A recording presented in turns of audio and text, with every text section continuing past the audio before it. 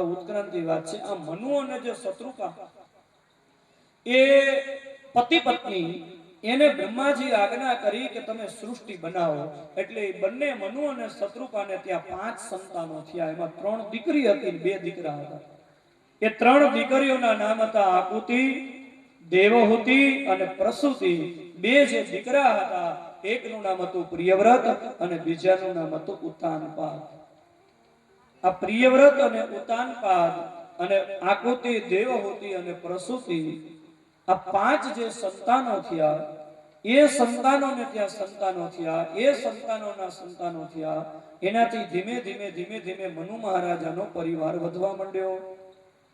હવે બન્યું શું કે મનુ મહારાજનો એ પરિવાર બહુ વધવા માંડ્યો, એટલે પછી જેવી રીતે આપણે ત્યાં એક દાદા હોય, પછી એનો જેવી રીતે વડલો બને અને ધીમે ધીમે એના દીકરા ને એના દીકરા ને એના દીકરા ને એના દીકરા ને પછી એક જ દાદાનો પરિવાર હોય, એ કેટલો મોટો પરિવાર થઈ જાય।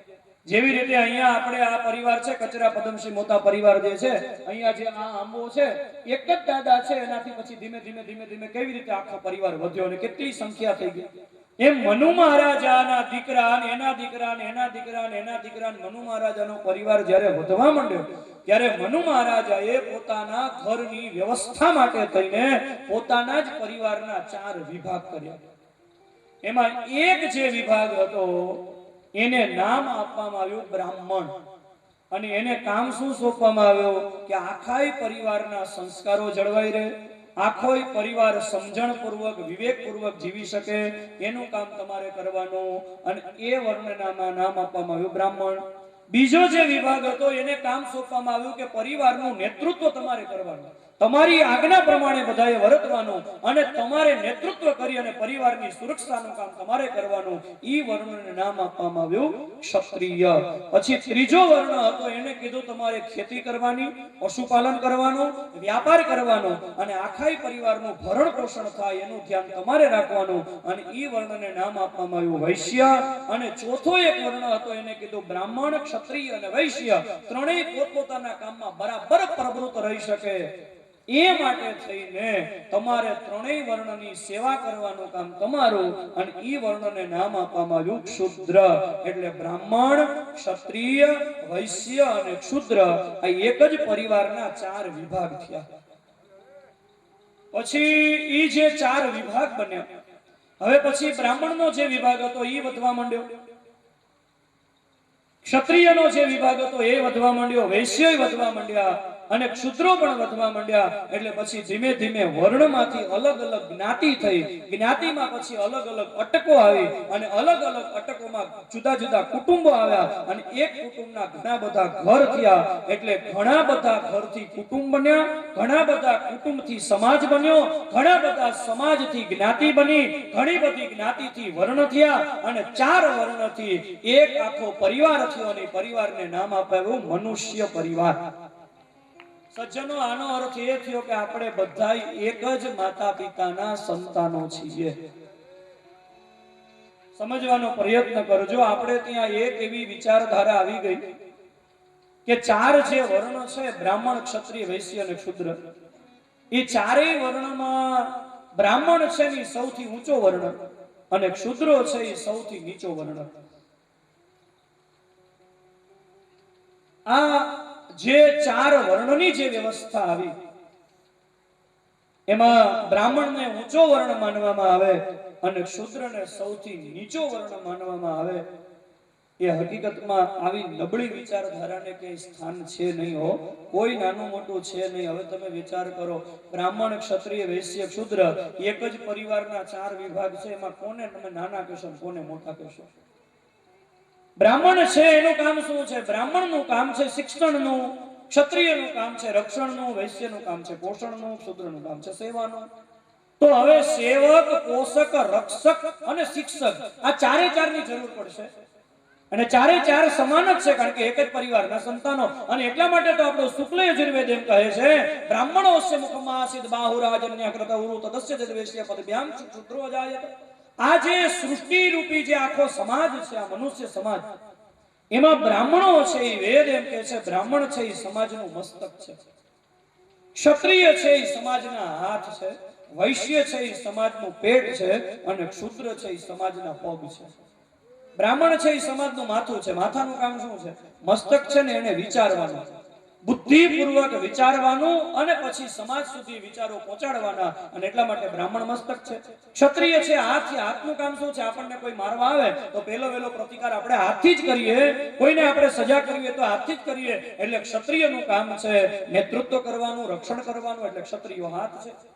વૈશ્ય છે એ પેટ છે. પેટનું કામ શું છે? આપણે જે કાંઈ ખાઈએ પેટમાં જાય, પેટની અંદર એનું પૃથ્થકરણ થાય અને પછી એમાંથી લોહી બને અને પગના નખથી માથાની ચોટલી સુધી બધી જગ્યાએ લોહી પહોંચાડી દેવાનું કામ પેટનું છે. અને એટલા માટે વૈશ્ય પેટ છે કે આ સમાજરૂપી જે શરીર છે એનું પોષણ કરવાનું કામ વૈશ્યનું છે. અને ક્ષુદ્ર છે એ પગ છે.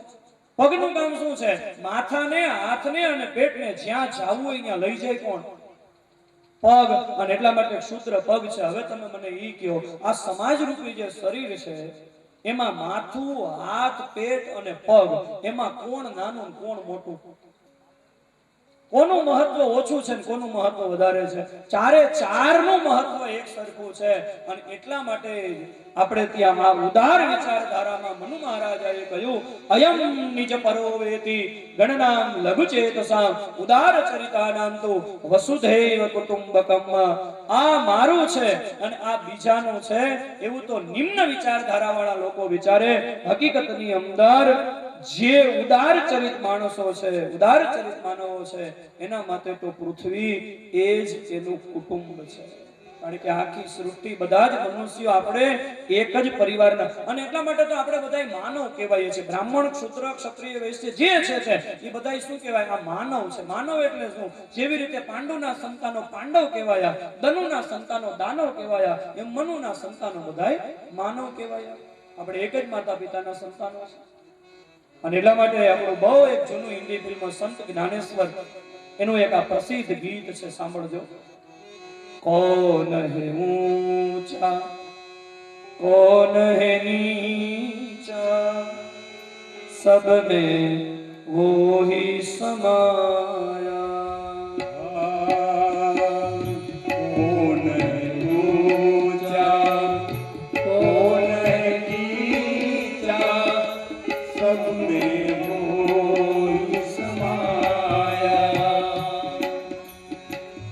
कौन है ऊंचा कौन है नीचा सब में वो ही समाया.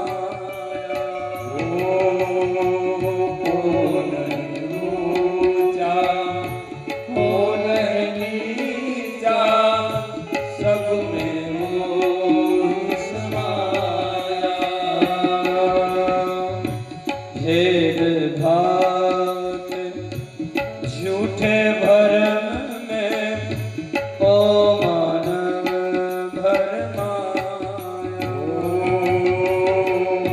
भेदभाव के झूठे भरम में ओ मानव भरमाया.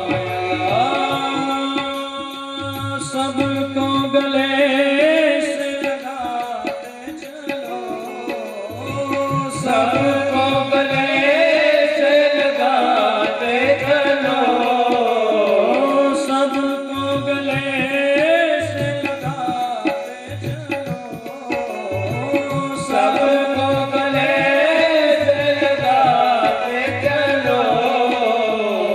प्रेम की गंगा बहाते चलो, प्रेम की गंगा बहाते चलो, प्रेम की गंगा बहाते चलो, प्रेम की गंगा बहाते चलो.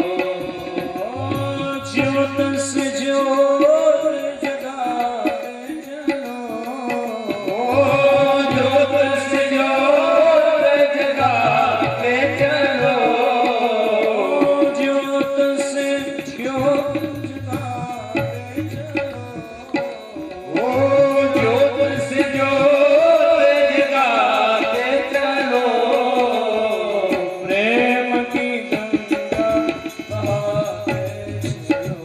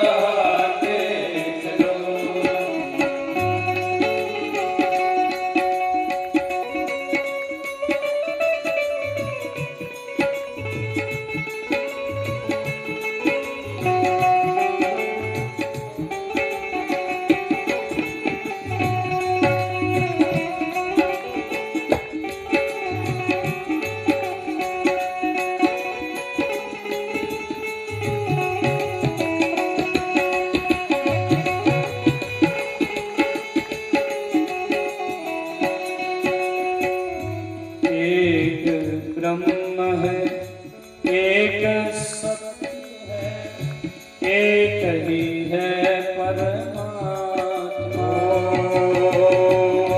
एक ब्रह्म है, एक सत्य है, एक ही है परमात्मा। सारे जग के कण कण में दिव्य अमर एक आत्मा। सारे जग के कण कण में दिव्य अमर एक आत्मा।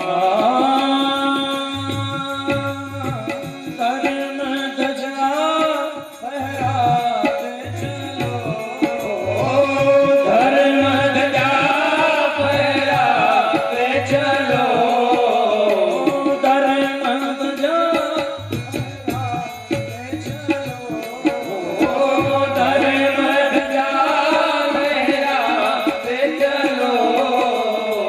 प्रेम की गंगा बहाते चलो, प्रेम की गंगा बहाते चलो, प्रेम की गंगा बहाते चलो, प्रेम की गंगा बहाते चलो।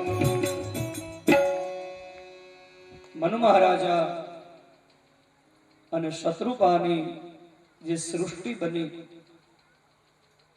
એમાં મનુષ્યો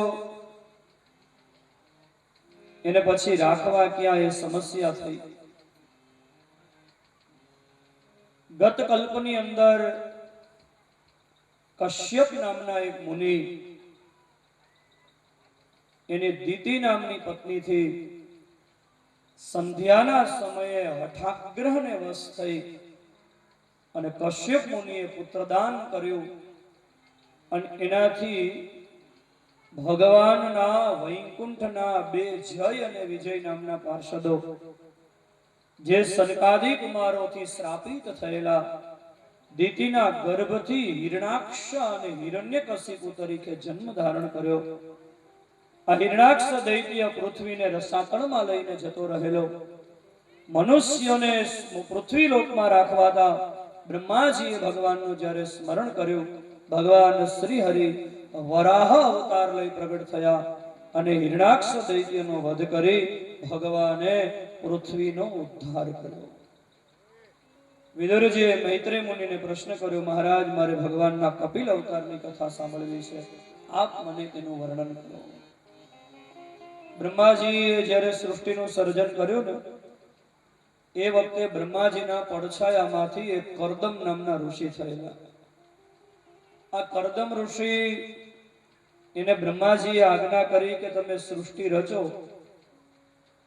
ત્યારે કરદમ મુનિને લગ્ન કરવાનો આદેશ થયો। એટલે કરદમ મુનિએ વિચાર એ કર્યો કે હું એક ઋષિ છું અને એક ઋષિને વિવાહ કરવાના પણ કોઈ યોગ્ય લાયક પત્ની જો મળે તો યોગ્ય ગૃહસ્થાશ્રમ ચાલે। એટલે કરદમ મુનિએ યોગ્ય ગૃહસ્થાશ્રમની પ્રાપ્તિ માટે સરસ્વતી નદીના કિનારે 10,000 વર્ષ સુધી જ્યારે તપશ્ચર્યા કરી ત્યારે ભગવાને પ્રગટ થઈ અને કરદમ મુનિને વરદાન આપ્યું, મનુપુત્રી દેવહૂતિની સાથે તમે લગ્ન કરજો, તમારે ત્યાં હું કપિલ એવું નામ લઈ અને પુત્ર બનીને પ્રગટ થઈશ। ભગવાન અંતર્ધ્યાન થયા, કરદમ મુનિ પોતાના આશ્રમમાં આવ્યા। હવે એ વખતે ત્રીજો દિવસ આવ્યો અને મનુ મહારાજા પોતાની દીકરી દેવહૂતિને પરણાવવા માટે કરદમ મુનિની પાસે પધાર્યા। તો મનુ અને શત્રુપાની સાથે એમની દીકરી દેવહૂતિ છે।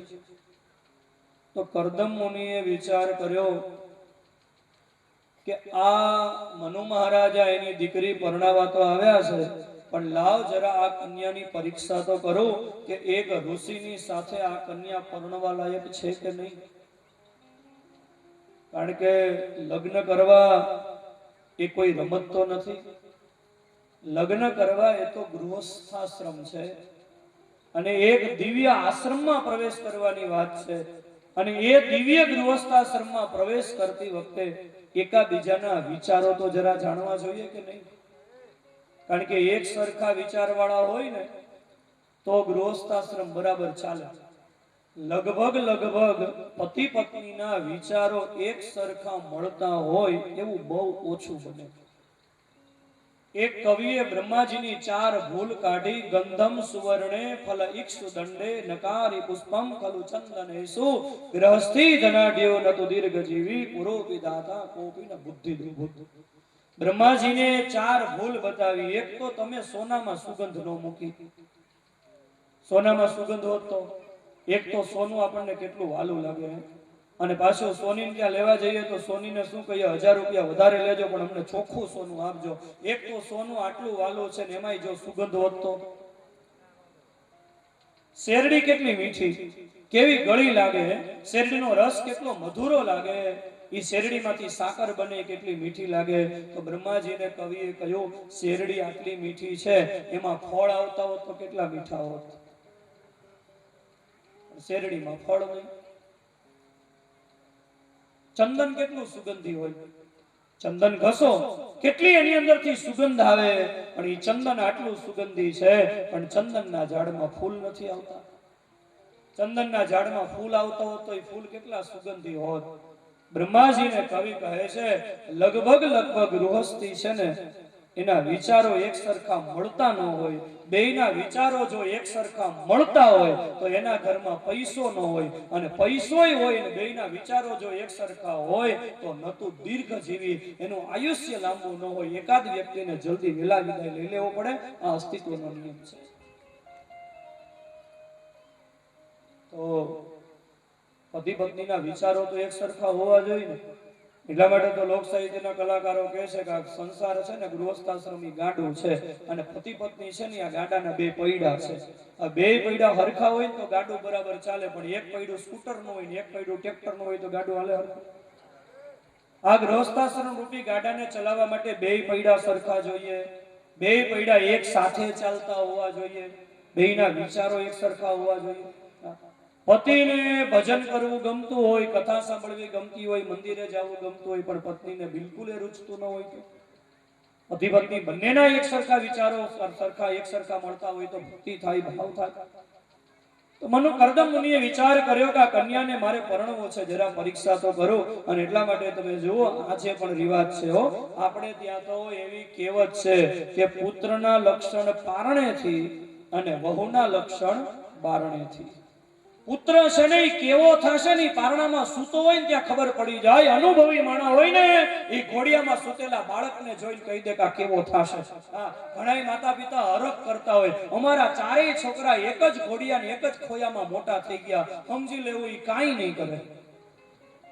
પણ એક જ બાળક 4 ખોયા તોડી નાખે ને 2 ઘોડિયા ભાંગી નાખે તો સમજી લેવાનું આમાંથી મહારાણા પ્રતાપ કે શિવાજી થશે. પુત્રના લક્ષણ કારણ ઘણા માતા પિતા છે ને એને આમ છોકરા તોફાન કરતો હોય ને ગમે નહીં, અને શું કે અમારા છોકરા તોફાન બહુ કરે છે. તોફાન કરે ને તોફાન ઈ જ કઈક થાય હો. તોફાન કરે ને ઈ કઈક આગળ વધી શકે, બાકી ગોબર ગણેશની જેમ બેઠા રહે ને એ કઈ ન કરે. માખી મમણતી હોય ને તો ઉડાડે નહીં, એની પાસેથી કઈ આશા ન થાય. બાકી તો પુત્ર જ્યાં પારણામાં સૂતો હોય ત્યાં ખબર પડી જાય કે આ કેવો થશે. અને નવી વહુ ઘરમાં આવે ને જ્યાં બારણામાં પગ મૂકે ને ત્યાં અનુભવી સાસુને ખબર પડી જાય કે આ વહુનું જીવન કેવું હશે. એટલા માટે તો સજ્જનો અમારે કાઠિયાવાડમાં તો રિવાજ છે, નવી વહુ જ્યારે ઘરમાં પરણીને આવે ને ત્યારે સાસુ પહેલા વહેલા રસોડામાં એની પાસે લાપસી બનાવડાવે. તમારા એ લાપસી બનાવે? લાપસી એટલે ખબર પડે છે ને? તો વાંધો નહીં, તો પછી હું તમે સમજો નહીં, હું અહીંથી બોલે જાઉં તો એનું લાપસી એટલે લાપસી. ઈ જો લાપસી બનાવતા આવડે તો સમજી લેવાનું લગભગ કઈ બહુ વાંધો આવશે નહીં. પણ જો લાપસી બનાવતા ન આવડે તો સમજવાનું હું એટલે બધું આવી જાય. લાપસી જો બનાવતા આવડતી હોય ને તો લાપસી એને કહેવાય કે તમે હાથમાં લ્યો ને ફૂંક મારો ને લાપસી ઉડી જાય, એને લાપસી કહેવાય. બાકી લાપસી બનાવતા ન આવડતી હોય તો એવી ચીકણી લાપસી થાય ને આખું કુટુંબ ભેગું રહે. લાપસી એક જગ્યાએ મહેમાન જમવા ગયા ને તો બેન લાપસી પીરસીને ઘી લેવા રસોડામાં ગયા. લાપસીમાં ઘી નાખવું પડે ને તો ઘી લેવા ગયા ને તો જ્યાં ઘી લઈને આવ્યા ને તો મહેમાન બેઠા બેઠા લાપસીના રમકડા બનાવે. ઊંટ બનાવીને પૂછડી ફિટ કરતા હતી કે આમાંથી આ લાપસી ખવાશે ને આ રમકડા બનાવીને મારા કીકલા માટે લેતો જતા. લાપસી બનાવી એ કળા છે, પીરસવું ને ઈ એક કળા છે. વહુ પીરસે ને ત્યાં સાસુને ખબર પડી જાય કે વહુ કેવી થશે, કેવી હશે. પીરસવું એ એક પ્રકારની કળા છે. ઘણાને પીરસતા ન આવડતો હોય, રસોઈ ગમે એટલી સારી બનાવો પણ પીરસતા ન આવડે તો પીરસવું એક કળા છે. આ એક જગ્યાએ મહેમાન આવે ને તો મહેમાને ખીચડીમાં ખાડો કર્યો. તમારે તો અહીંયા ખીચડી એવી બને, ઓહો, કચ્છની ખીચડી એટલે ખીચડી. હું તો ઘણી વાર કચ્છમાં આવું ત્યારે કહું અમે કથા કરવા આવતા જ નથી, ખીચડી ખાવા જ આવીએ. અહીંયા તમારે જે કચ્છમાં જે ખીચડી બને અમે ન્યા જઈને બહુ પ્રયોગ કરી પણ આવી ખીચડી નથી થતી. એક મહેમાન આવેલા ને તો ખીચડીમાં ખાડો કર્યો. અમારે કાઠિયાવાડમાં ખીચડી પીરસે ને પછી એમાં ઘી નાખે. તમારે ખીચડી ચડતી હોય ત્યારે ઘી નાખે, તમારે પછી ઘી નાખવા આવે. ઘણા મહેમાન છે ને ખીચડીમાં ખાડા કરે, ખાડા, અને એવડા મોટા ખાડા કરે કે આપણને એમ લાગે કે આ ખાવા બેઠા છે, ખાતર પાડવા બેઠા. અને ઈ ખાડો કરે ને તો આપણને એમ લાગે કે આમાં આને સમાધિ દઈ દઈ અને માથે બે અગરબત્તી પેટાવી દે, જય પીર બાપા. ઈ ખીચડીમાં ખાડો કર્યો ને મહેમાને, તે દીકરી ઘીની ટબુડી લઈને જ્યાં પીરસવા આવી ને ત્યાં ખીચડીમાં ખાડો જઈ ગઈ ને તે પાછી રસોડામાં વહી ગઈ. ઘીની ટબુડી મૂકીને કઢીનું તપેલું લઈને આવી. ઈ કે આ ઘીથી નહીં ભરાય, આમાં કઢી જ નાખી પડશે. પીરસવું એ કળા છે ને બેનોને ખબર હોય. ઘણી વખત શું થાય, પીરસતા ન આવડતું હોય ને તો મહેમાન જમી લે પછી ખબર પડે કે લે જો સંભારો તો ભૂલાઈ ગયો. સંભારો બહુ ભૂલાઈ જાય એટલે એનું નામ જ સંભારો. એમ યાદ કરો નહીતર ભૂલાઈ જશે. સંભારો એટલે યાદ કરો. મહેમાન એક જગ્યાએ છે ને એક મહારાજ શ્રાદ્ધમાં બેનને જમવા ગયેલા.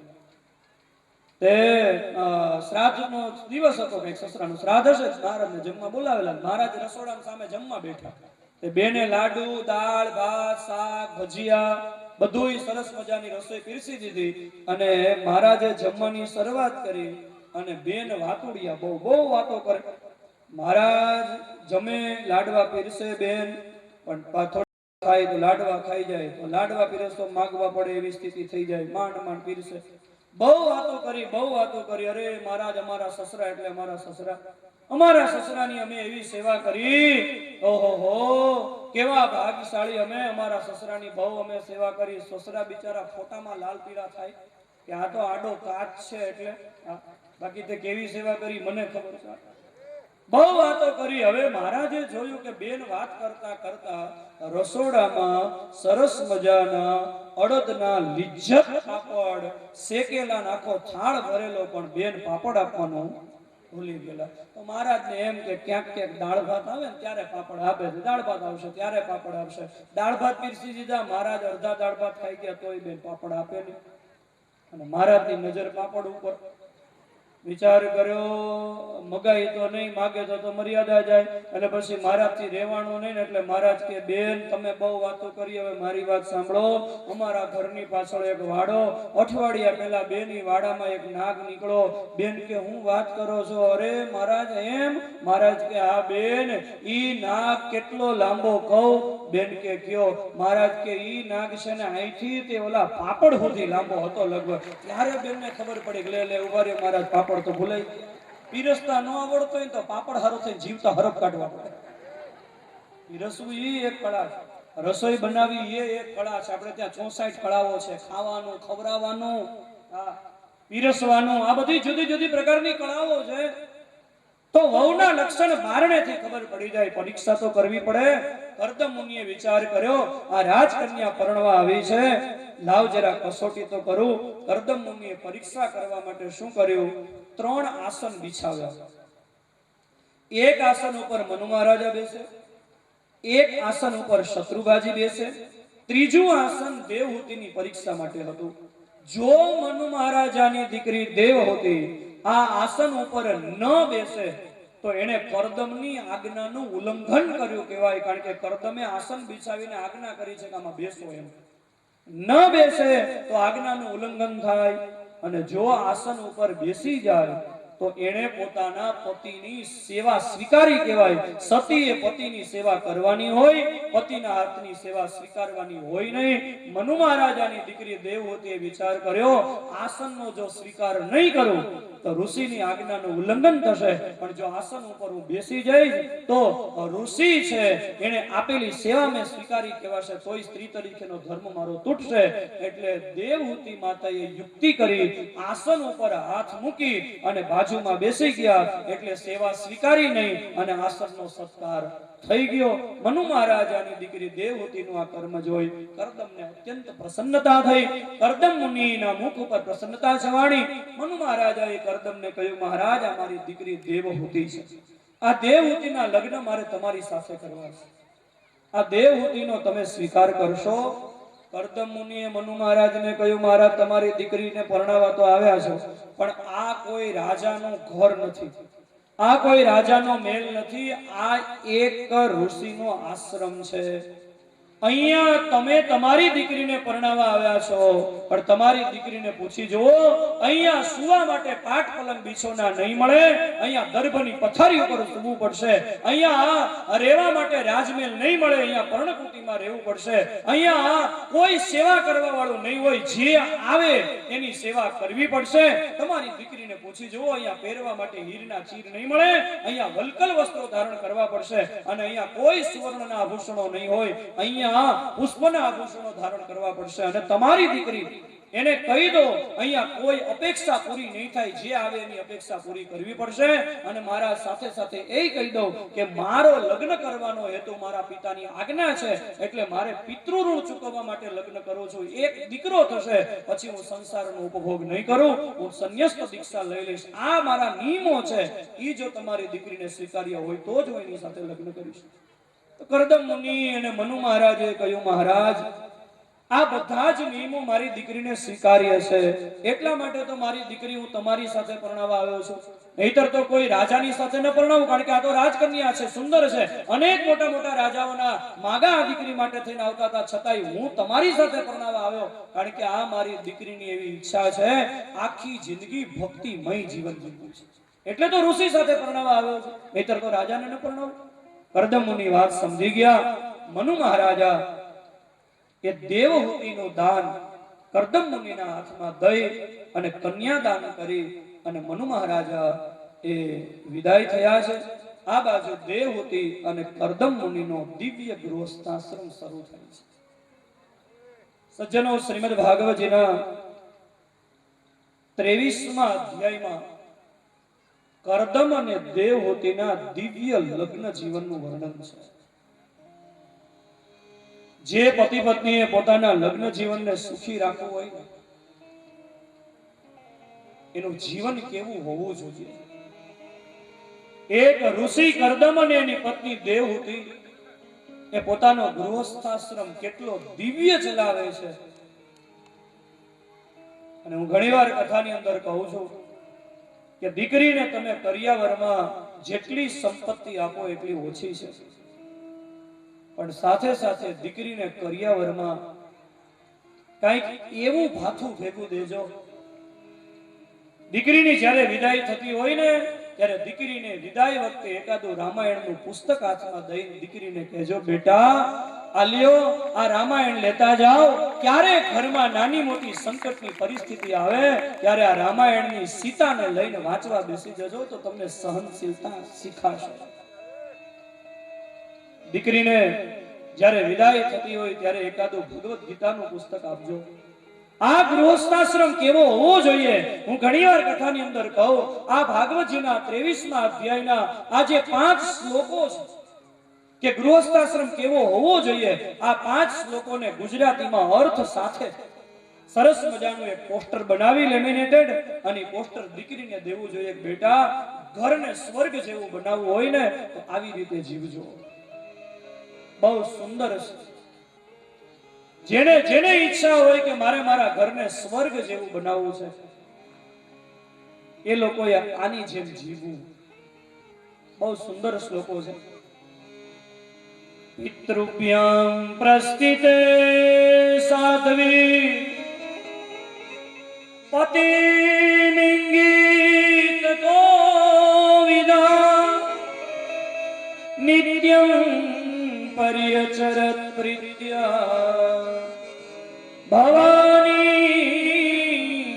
भवं प्रभु विश्रम्भेणात्मशोचेन गौरवेण दमेन च शुश्रूषया सौहृदेन वाचा मधुरया च विसृज्य कामं दम्भं च द्वेषं लोभं मदम् अप्रमतोद्यता नित्यं तेजियां समतोषय। बहुत सुंदर છે। મૈત્રેયજી વિદુરને કહે છે ગૃહસ્થાશ્રમ દેવહૂતિ અને કરદમનો કેવો હતો। પિતા મનુ એ દીકરી દેવહૂતિને લઈ અને કરદમ મુનિને દાન આપીને ગયા પછી દેવહૂતિ માતાની સાથે લગ્ન કરીને કરદમ મુનિ તે જ દિવસે તપશ્ચર્યા કરવા માટે બેસી ગયા।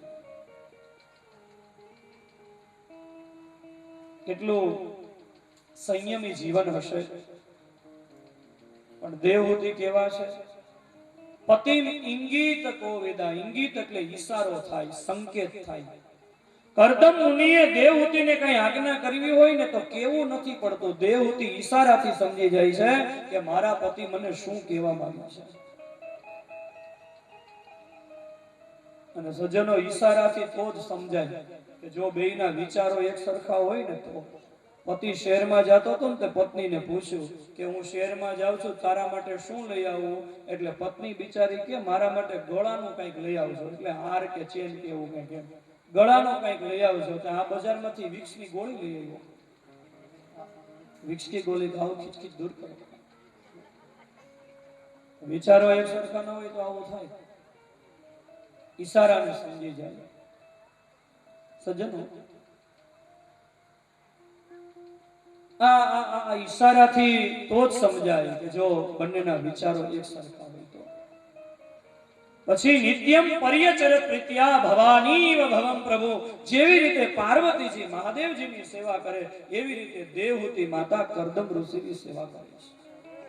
દેવહૂતિના ગુણ કેવા છે તો પેલું બતાવ્યું છે વિશ્રમ્ભેણા।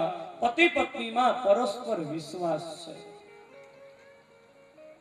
જો દાંપત્ય જીવનનો પાયો છે વિશ્વાસ। પતિ પત્નીને એકાબીજાના ચરિત્ર ઉપર અને વ્યવહાર ઉપર અને વાણી ઉપર વિશ્વાસ હોવો જોઈએ। અને વિશ્વાસ એમનેમ ન આવે। બંને પતિ પત્નીએ પોતાની વાણી, પોતાના વ્યવહાર, પોતાના વર્તન અને પોતાના ચરિત્રથી એવો એક વિશ્વાસ એકાબીજાના ઉપર ઊભો કરવો જોઈએ। અને એ વિશ્વાસ જો ઊભો થઈ જાય તો લગ્ન જીવન તંદુરસ્ત બની જાય। કારણ કે લગ્ન જીવનના પાયામાં જ વિશ્વાસ છે। મેં જોયું છે જે પતિ પત્નીના લગ્ન જીવનમાંથી એકાબીજા ઉપરથી વિશ્વાસ વયો જાય ને એ પતિ પત્નીના જીવન નિશ્વાસ નાખતા થઈ જાય। એક તો પરસ્પર વિશ્વાસ હોવો જોઈએ। દેવહૂતિનો બીજો ગુણ છે આત્મશૌચેન।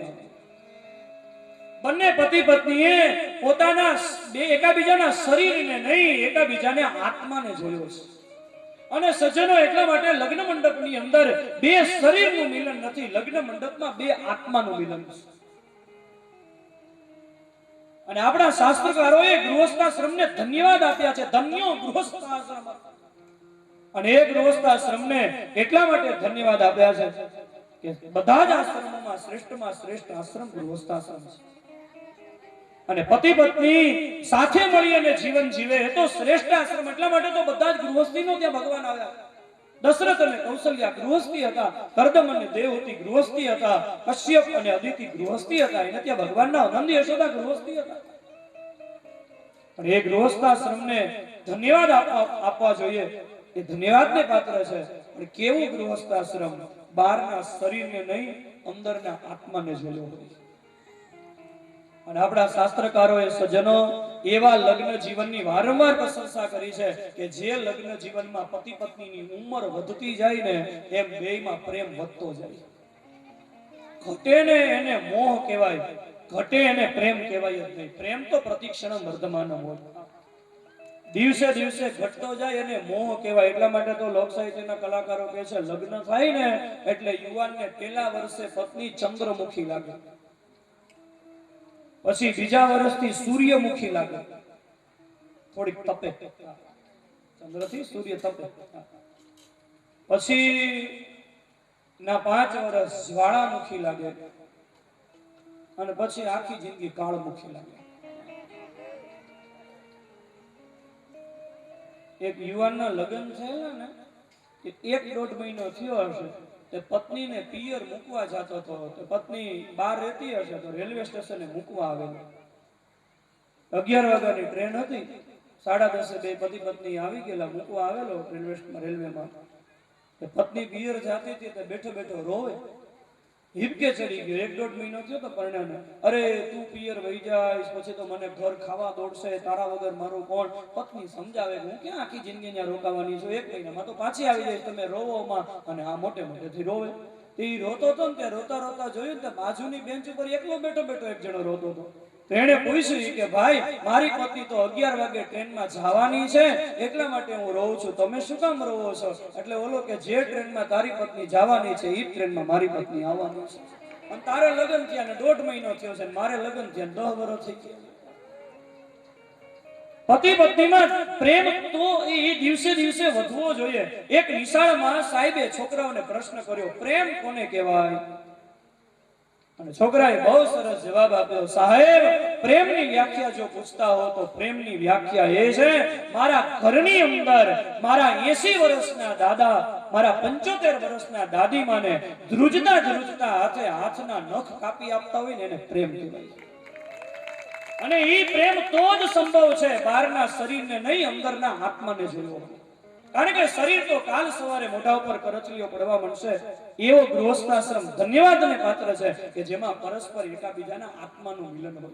અને એટલા માટે તો તમે જુઓ લગ્ન મંડપની અંદર જ્યારે વરરાજા લગ્નમાં આવે, લગ્ન મંડપમાં એ વખતે વરરાજા એની સાસુ એ વરરાજાના પોખણા કરવા આવે. અને જે પોખણા કરે ને એમાં 3 કટકા લાકડાના હોય ને 1 કટકો લોખંડનો હોય. અને એ જમાઈને સાસુમાં બતાવે હો લગ્નની અંદર એક જે વિધિ છે એ વિધિની અંદર વર અને કન્યાને ઉપદેશ છે.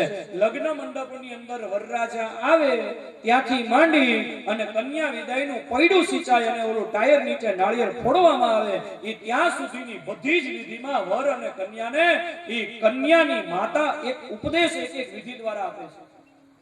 પણ આપણી પાસે ક્યાં એ સમજવાનો સમય છે? લગ્ન વિધિઓ એટલી બધી ટૂંકી થઈ ગઈ. ડીજે માં નાચવું છે, વિડિયોગ્રાફી ફોટોગ્રાફી કરવી છે, બધા વ્યવહારો કરવા છે. અને ગોર મહારાજને કેવું છે વિધિમાં વાર લગાડતા નહીં, વિધિમાં તમે ખોટો સમય બગાડતા નહીં, 200 રૂપિયા વધારે થાય તો લઈ લેજો પણ વિધિ જલ્દી પતાવજો. એટલે વિધિમાં બ્રાહ્મણનો દીકરો એ આમ તો કોઈ દી અધૂરી વિધિ રાખે જ નહીં, કારણ કે બ્રાહ્મણ હોય ને અધૂરી વિધિ ન રાખે, પૂરી વિધિ જ કરે. કારણ કે બ્રાહ્મણનો દીકરો છે એ અધૂરી વિધિ કોઈ દી રાખે નહીં. પણ એ ઉતાવળથી થોડીક વિધિ કરી હોય ને એટલે આમ ઉતાવળથી થોડીક લગ્નની વિધિ કરી હોય ને એટલે પછી આમ આખી જિંદગી તૂટું થયા કરે. એમ થાય કે હમણાં છૂટાછેડા થયા, બીક જ લાગ્યા કરે. કારણ કે ઉતાવળ કરી હોય ને વિધિમાં. નહીતર એક લગ્નની વિધિ છે ને એમાં એક વિધિમાં તાત્પર્ય છે હો, એક વિધિમાં ઉપદેશ છે. વરરાજા લગ્ન મંડપમાં આવે, સાસુમાં એને પોખે. તમને ખબર છે 3 કટકા લાકડાના હોય, ધૂસળ, મુસળ અને રવૈયો. એક હોય ધોસરું, એક મુસળ એટલે સાંભેલું, અને ત્રીજું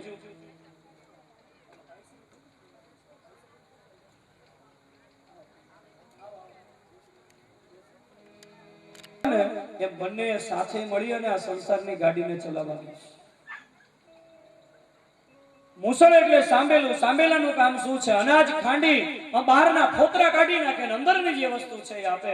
સાંભેલાનું કામ એ છે. બસ સાંભેલાથી પોખી અને સાસુમાં વરરાજાને બતાવવા માંગે છે બહારના શરીરને નહીં, અંદરના આત્માને જોજો. રવૈયાનું કામ છે. રવૈયાથી દહીં વલોવાય અને માખણ જેમ બહાર આવે એમ તમે તમારા જીવનનો સાચો સાર ગ્રહણ કરજો. ત્રાકનું કામ છે. 2 સૂતરના તાતના જુદા જુદા હોય ને એકમેકથી વણી દે એમ તમે તમારા વિચારોથી વિચારને મેળવીને ચાલજો. આત્મ શૌચેન બંને પતિ પત્ની એકાબીજાના આત્માને જોયો છે. ગૌરવેણ ભાગવતજીમાં બતાવ્યો છે પતિ પત્નીમાં પરસ્પર ગૌરવ છે. દેવહૂતિ માતા અને કરદમ મુનિમાં પરસ્પર પ્રેમ છે. વાચા મધુરયા છે. બંને પતિ પત્નીની વાણી બહુ મીઠી છે. અને સજ્જનો, ભર્તુહરિએ નીતિ શતકમાં એક શ્લોક લખ્યો છે કે જેના ઘરમાં જેના કુટુંબમાં આટલી વસ્તુ હોય ને એનો ગૃહસ્થાશ્રમ ધન્યવાદને પાત્ર છે. સાનંદમ સદન સુદાસ સુદિયો કાંતા મૃદુ સન્મિત્રં સ્તનયો સ્વયો શિશિરતે આજ્ઞાં પરાં સેવકા આતિથ્યં શિવપૂજनं પ્રતિદિनं મિષ્ટાન્નપાनं ગૃહે સાધો સંગમુપાસતે સતતમ ધન્યો ગૃહસ્થાશ્રમઃ. પેલું, જેના ગૃહસ્થાશ્રમમાં આનંદ હોય, બધા જ જેના ઘરમાં પરસ્પર હસતા રહેતા હોય ને એનો ગૃહસ્થાશ્રમ ધન્યવાદને પાત્ર છે. સજ્જનો યાદ રાખજો, એનો ગૃહસ્થાશ્રમ ધન્યવાદને પાત્ર છે જેના ઘરમાં બધાય હસતા હોય. ખબર નહીં આપણને કોની નજર લાગી ગઈ છે.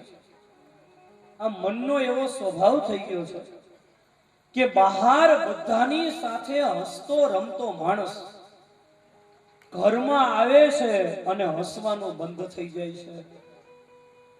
ઘરની અંદર કોઈ કોઈની સાથે હસતું નથી, કોઈ કોઈની સાથે બોલતું નથી, કોઈ કોઈની સાથે સંવાદ નથી કરતું. નહીતર તમે જુઓ, આ મનનો કુદરતી એવો સ્વભાવ થઈ ગયો છે કે દૂરથી આવેલી બહેનપણીની સાથે 5-5 કલાક હસતા હસતા ક્યાં 2 કલાક 5 કલાક વહી જશે એની ખબર નહીં પડે. એની એ સ્ત્રી ઘરમાં સગી સાસુની સાથે 5 મિનિટ હસીને વાત નહીં કરી શકે. દૂરથી આવેલી કોઈ માસીની દીકરી હશે એની સાથે કલાક 2 કલાક ક્યાં સમય વહી જશે ખબર નહીં પડે. ઘરની અંદર સગી દેરાણી કે જેઠાણીની સાથે 5 મિનિટ હસીને વાત નહીં થઈ. દૂરથી આવેલા મિત્રની સાથે 5-5 કલાક હસતા હસતા સમય વયો જાય અને ઘરમાં સગા ભાઈની સાથે 5 મિનિટ માણસ હસી નથી શકતો. એનું કારણ શું છે? સજ્જનો યાદ રાખજો, આ કથાની પાસેથી શીખજો. કથા તો કથા જ છે, પણ વર્તમાન સમયમાં આટલો વિશાળ સમાજ જ્યાં ભેગો થયો હોય ને ત્યાં કથાની અંદર અત્યારે વર્તમાન સમયમાં સમાજ દર્શન આપવાની બહુ જરૂર છે. અને ભાગવતજીમાં સમાજ દર્શન પણ છે. એક વસ્તુ નક્કી કરી લેજો, જે માણસ પોતાના ઘરના સભ્યોની સાથે હસે નહીં અને ઘરના સભ્યોને જે નજીક છે ઈ લોકોને દુખી કરે ને ઈ માણસ માટે દૂર રહેલા દુઃખો પણ નજીક આવી રહી જાય છે. અને જે માણસ પોતાના નજીક રહેલાને સુખી કરે ને એને દૂર રહેલા સુખો પણ નજીક આવી રહી જાય છે. યાદ રાખજો, આપણે પ્રભુ પ્રિય બનવા માટે પ્રયત્ન કરીએ છીએ, પણ પ્રભુ પ્રિય બનતા પેલા પરિવારમાં તો પ્રિય બનો. તમારા ઘરના સભ્યોને તો તમે વાલા થાવ એવું વર્તન કરો. પેલા પરિવારમાં પ્રિય બનો, પછી લોકપ્રિય બનો અને પછી પ્રભુ પ્રિય બનવાનો પ્રયત્ન કરાય. પેલા પરિવારમાં આપણે કેટલા સભ્યોને વાલા છીએ એ તો વિચાર કરો. આપણા પરિવારમાં આપણે કેટલાને ગમીએ છીએ અને કેટલાને આપણા પ્રત્યે અણગમો છે આપણા વર્તન. પેલા પરિવારમાં તો પ્રેમનું નિર્માણ કરીએ. પેલા પરિવારની અંદર તો એક પ્રેમનું નિર્માણ થાય.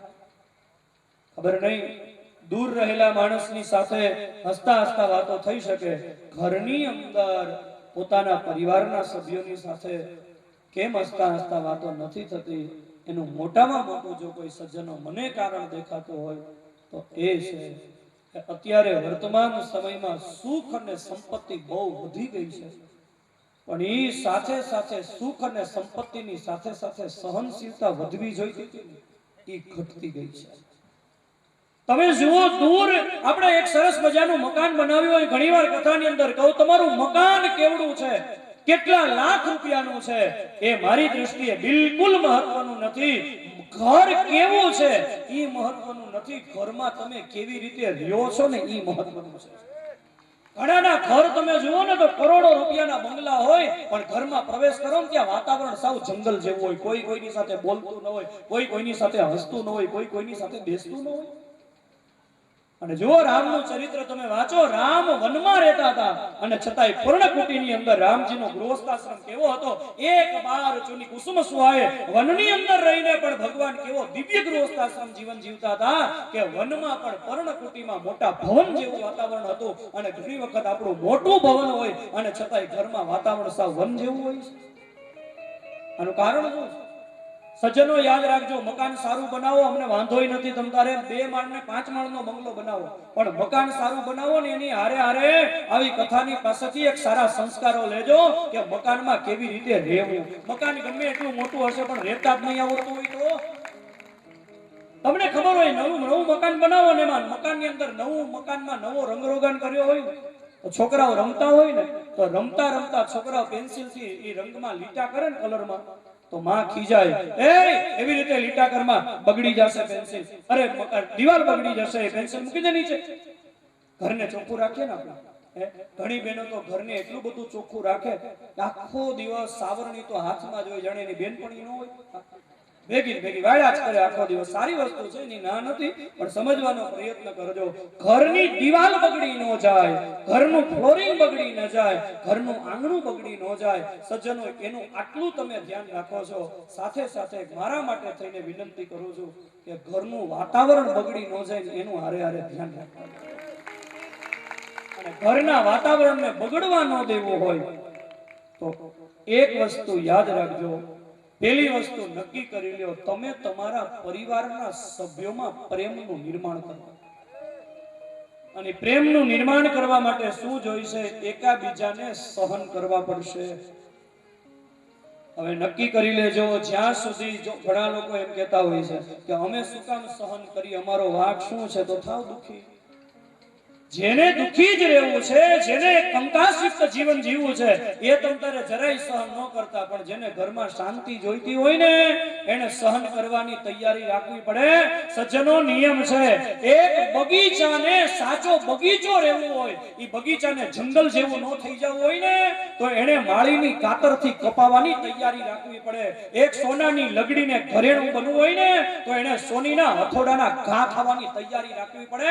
અને એક પથ્થરને મૂર્તિ બની મંદિરમાં પૂજાવું હોય ને તો એક શિલ્પીના ટાકણાના ઘા ખાવાની તૈયારી રાખવી પડે. એમ ઘરમાં જો શાંતિ જોઈતી હોય ને તો ઘરના દરેક સભ્યએ સહન કરવાની તૈયારી રાખવી પડે. જ્યાં સુધી કાતરથી કપાઈ નહીં ત્યાં સુધી જંગલ બગીચો ન બને, જ્યાં સુધી ટાકણાના ઘા ન ખાય ત્યાં સુધી પથ્થર મૂર્તિ ન બને, જ્યાં સુધી સોનીના હથોડાના ઘા ન પડે ત્યાં સુધી ઓલી સોનાની લગડી ઘરેણું ન બને. એમ જ્યાં સુધી ઘરના સભ્યો એકબીજાને સહન નહીં કરો મેળ પડશે જ નહીં. અને નિયમ છે, બધાય એક ઘરની અંદર કર્મ ભોગવવા ભેગા થયા હોય ને પોતપોતાના કર્મ ભોગવવાની દુકાનમાં, ત્યાં બધાયનો એક સરખો સ્વભાવ ન હોય. અને આપણે એકલા હોય તો ફાવે એમ જીવે નહીં હાલે. હાઈવે ઉપર વાહન જતા હોય, આપણું એકનું જ વાહન હોય, બીજા કોઈનું વાહન ન હોય તો જેમ કાવા મારીએ ને એમ ચાલે. થોડીક વાર લીવર દો, થોડી વાર બ્રેક મારો, બધી રીતે તમે વાહન ચલાવી શકો. જો આપણે રોડ ઉપર એકલા હોય તો, પણ ઈ રસ્તા ઉપર ટ્રાફિક હોય તો આપણી રીતે વાહન ચલાવાય. એ રોડ ઉપર ટ્રાફિક હોય ને તો ધ્યાન રાખવું પડે, જરાક સામે વાળાનો કે આપણી અરે ભટકાઈ ન જાય. એમ ઘરમાં એકલા રહેતા હોય ને તો કઈ વાંધો નહીં, પણ જુદા જુદા સ્વભાવના ઘણો બધો ટ્રાફિક છે ઘરમાં. આપણે આપણી રીતે જીવવાનો વિચાર કરશું તો કોકની સાથે ભટકાઈ પડશું, ઘર સળગી જશે. એના કરતા થોડોક સામે વાળાનો વિચાર કરીને જીવતા શીખો કે સામે વાળાનું વર્તન કેવું છે, એની પ્રમાણમાં એના સ્વભાવને અનુકૂળ જીવવાનો પ્રયત્ન કરો. ઘરની અંદર સમાધાનની વૃત્તિ કેળવો. ઉનાળાની અંદર ટાઢ સહન કરીએ છીએ આપણે, ઉનાળામાં તડકો સહન કરીએ, શિયાળામાં ઠંડી સહન કરીએ અને ચોમાસામાં વરસાદ સહન કરીએ છીએ. આપણે આપણા ઘરના સભ્યોને શું કામ સહન નથી કરતા? જે છતની નીચે આપણે જીવવું છે, જે છત નીચે આખી આપણી જિંદગી પસાર કરવાની, અને એક છતમાં ભેગા થઈને રહેવું છે, અને સૂર્ય ઉગ્યા વગર રહે તો ઘરમાં કજિયો થયા વગર આવું કેમ થાય? શું કામ? સમાધાનની વૃત્તિ નથી.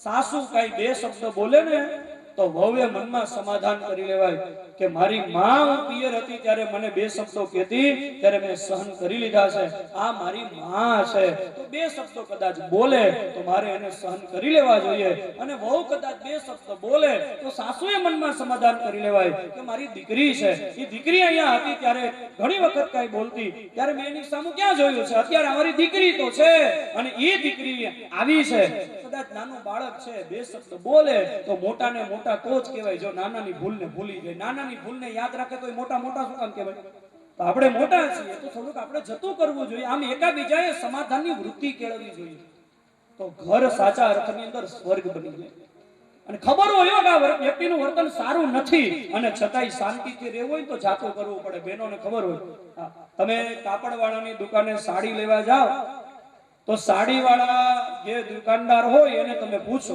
કે ભાઈ મારે સાડી લેવી છે, ઓલો પૂછે કેટલા રૂપિયા સુધી, આપણે કહીએ 2200 સુધીની રેન્જની જેટલી સાડી હોય ને એટલી બતાવો, એટલે ઓલો દુકાનદાર 2200 સુધીની કિંમતની જેટલી સાડીઓ હોય એટલી સાડીનો ઢગલો કરી દે, અને બેનોનો સ્વભાવ એને ન ગમે તો ન જ ગમે, અને એમ કહી દે આમાંથી એકેય કલર સારો નથી, ઓલાએ કેટલી મહેનત કરી હોય, હવે એટલી મહેનત અડધી કલાકની થઈ હોય તમે એક સાડી નો લ્યો તો ઓલાના મનમાં કેટલું થતું હોય, દુઃખ થતું હોય, પણ તો એ કઈ બોલે, એ શું દાંત કાઢતા કાઢતા કે કાંઈ વાંધો ને બેન તમ તાર નો લ્યો તો કઈ નહીં, નો ગમે તો નો લેવાય, બીજી વખત આ બાજુ નીકળો ને ત્યારે આવજો, નવી સાડીઓ મગાવી છે મુંબઈ થી, બહુ સારા કલર આવવાના છે, બીજી વખત નીકળો ને તો આવજો, દાંત કાઢતા કાઢતા વિદાય આપી દે, કારણ કે એને ખબર છે કે જો હું મોઢું બગાડીશ ને કઈ કહીશ ને તો બીજી વખત ક્યારેક આવવાના હશે ને તો એ દુકાનમાં નહીં આવે, એક ગ્રાહકને વેપારી સહન કરી લે છે, શું કામ એને ખબર છે કે બીજી વખત એ દુકાનમાં ક્યારેય પગ નહીં મૂકે, તો એક વેપારી ગ્રાહકની ગેરવર્તણૂકને એની સાથે સંબંધ રાખવો છે એટલા માટે સહન કરે છે, તો આપણા ઘરના પરિવારની સાથે સંબંધ રાખવો હોય તો આપણે એની ગેરવર્તણૂકને સહન ન કરવી પડે, આપણે એની વર્તણૂકને સહન ન કરવી પડે, ભલે આપણને ખબર છે કે આની ખોટી વર્તણૂક છે, ખોટું વર્તન છે, અને છતાંય આપણે એને સહન કરવું પડે, કારણ કે આ એક નિયમ છે, ઘરને સાચા અર્થની અંદર જો ઘર બનાવવું હોય, ઘરને સાચા અર્થની અંદર જો આપણે ઘરને ઘર જ રહેવા દેવું હોય, એની અંદર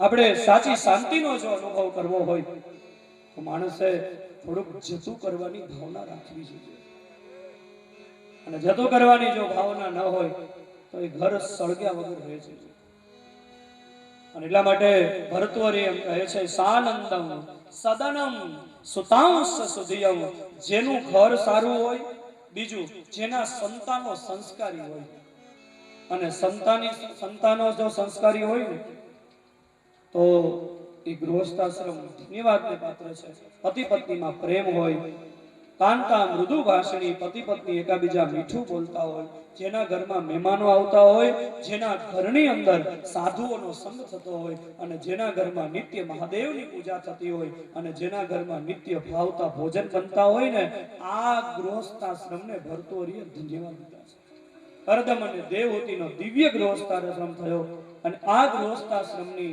ફલશ્રુતિમાં કરદમ અને દેવહૂતિજીને ત્યાં પેલા તો 9 કન્યાઓ થઈ છે, અને પછી કાર્તક મહિનાની શુક્લ ષષ્ઠીના મધ્યાહને કરદમ અને દેવહૂતિના આશ્રમમાં સાંખ્ય શાસ્ત્રના પ્રણેતા ભગવાન શ્રી કપિલ નારાયણનું પ્રાગટ્ય થયું, દેવતાઓએ જંતુમી નગારા વગાડ્યા, પુષ્પોની વૃષ્ટિ થઈ, થયો છે જય જયકાર, બોલીએ શ્રી કપિલ નારાયણ ભગવાન કી જય।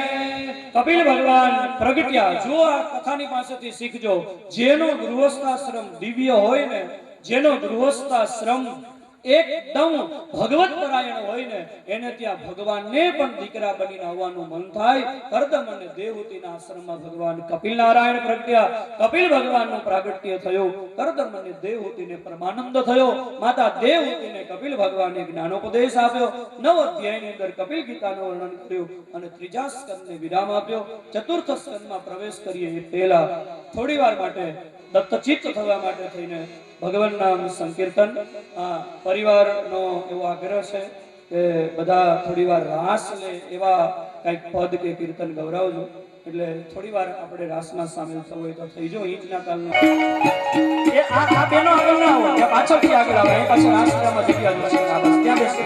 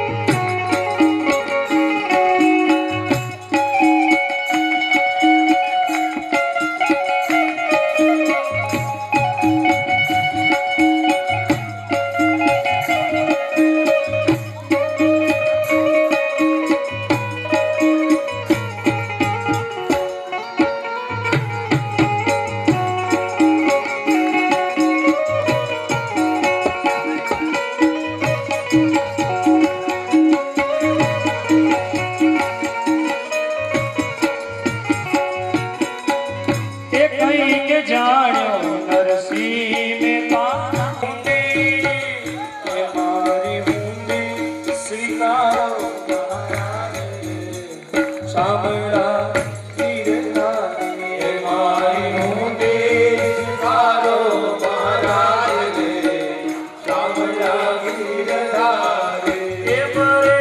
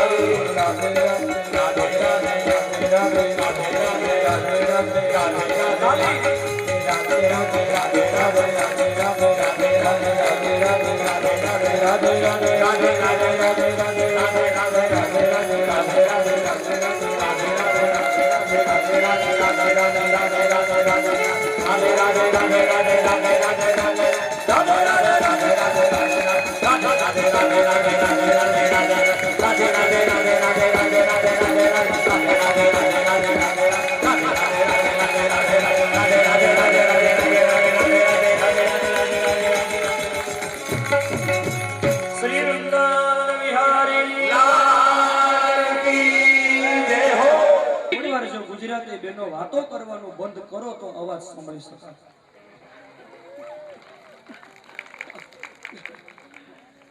તો આમાંથી વાતો કરવાની તક ન મળવી જોઈએ બહેનોને. બાજુ બહેનોનું છે એવું કે 2.5 થી 3 કલાકથી વધારે તમે મૂંગા બેસાડી રાખો તો એને એટેક આવવાની સંભાવના છે. વાતો કરવાની તક દે.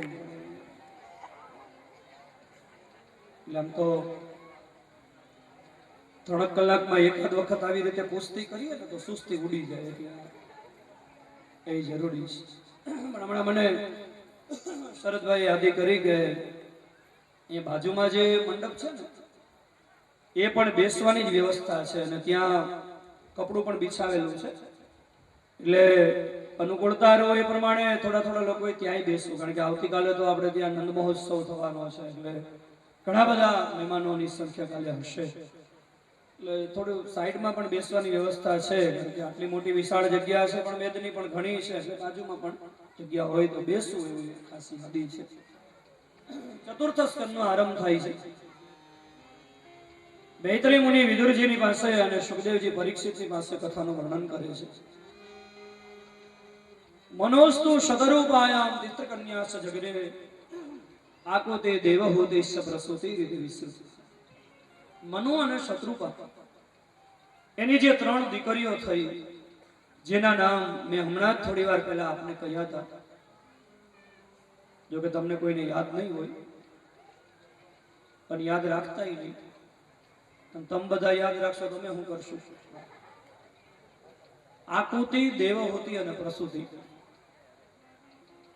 આ 3 દીકરીઓનો જે વંશ થયો અને 2 દીકરાઓનો જે વંશ થયો, એ 2 સ્કંદની અંદર મનુ અને શત્રુપાના 5 સંતાનોનો વંશ વિસ્તાર છે.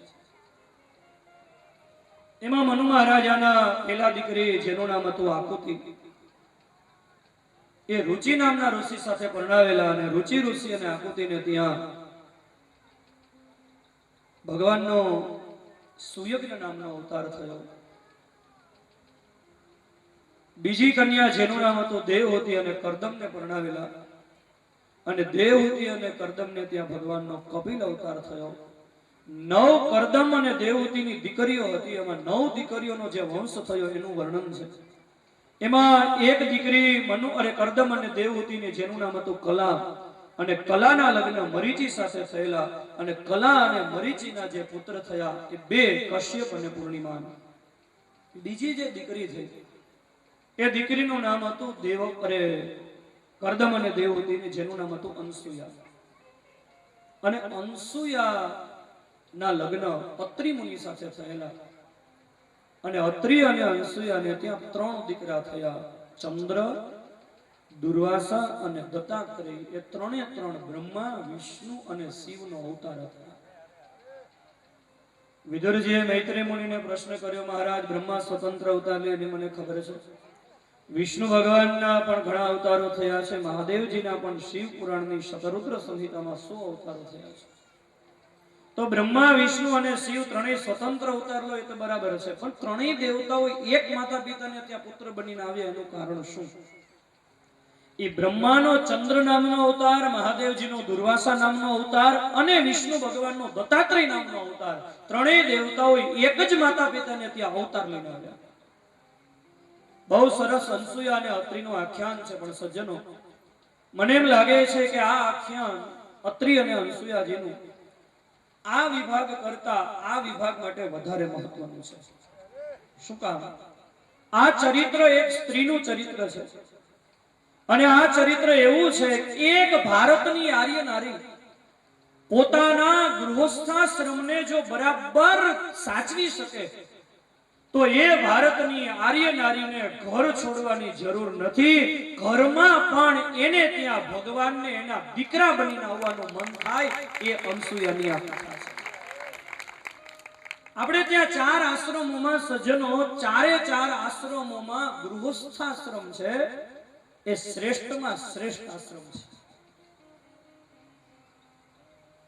મને યાદ છે અમે ધ્રબોડી કથા કરવા માટે થઈને આવ્યા ને, જે મૂળજીભાઈ ને ત્યાં અમે ચા પાણી પીવા આવ્યા હતા, ત્યારે મૂળજીભાઈના ભાણેજ ત્યાં કથામાં બેઠા છે. એને મને પૂછ્યું હતું કે મહારાજ તમે કે આ સૌરાષ્ટ્રની અંદર રહ્યો છો તો આમ ઘણા બધા કથાકારો આશ્રમ બનાવતા હોય તો તમારે કઈ આશ્રમ છે? એની ઉપસ્થિતિમાં જ આ વાત કરું. ઘણી જગ્યાએ કથામાં પ્રસંગ કહું છું કે તમારે કોઈ આમ કઈ આશ્રમ તમે કઈ બનાવ્યો છે? મેં કીધું સૌરાષ્ટ્રમાં અમારો મોટામાં મોટો આશ્રમ છે ગૃહસ્થાશ્રમ. ગૃહસ્થાશ્રમ છે ને એ શ્રેષ્ઠ આશ્રમ છે. ગૃહસ્થાશ્રમ એટલે શું? ઘર બાંધીને રહેવું. એવું કઈ થોડું છે કે ઘર છોડીએ તો જ ભગવાન મળે. ઘરમાં જો રહેતા આવડે તો ઘરમાં ભગવાન આવે. ગૃહસ્થાશ્રમ એ મોટો આશ્રમ છે. શું કામ ખબર? બધા આશ્રમનો આધાર ગૃહસ્થાશ્રમ છે. બ્રહ્મચારીઓ છે, વાનપ્રસ્થીઓ છે, સંન્યાસીઓ છે, એ બધાય જીવે છે કોના આધારે? ગૃહસ્થીઓના આધારે તો જીવે છે. અને એટલા માટે ગૃહસ્થાશ્રમ એ બધા આશ્રમનો આધાર છે. અને મને કહેવા દો, બધા આશ્રમનો આધાર ગૃહસ્થાશ્રમ છે અને ગૃહસ્થાશ્રમનો આધાર સ્ત્રી છે.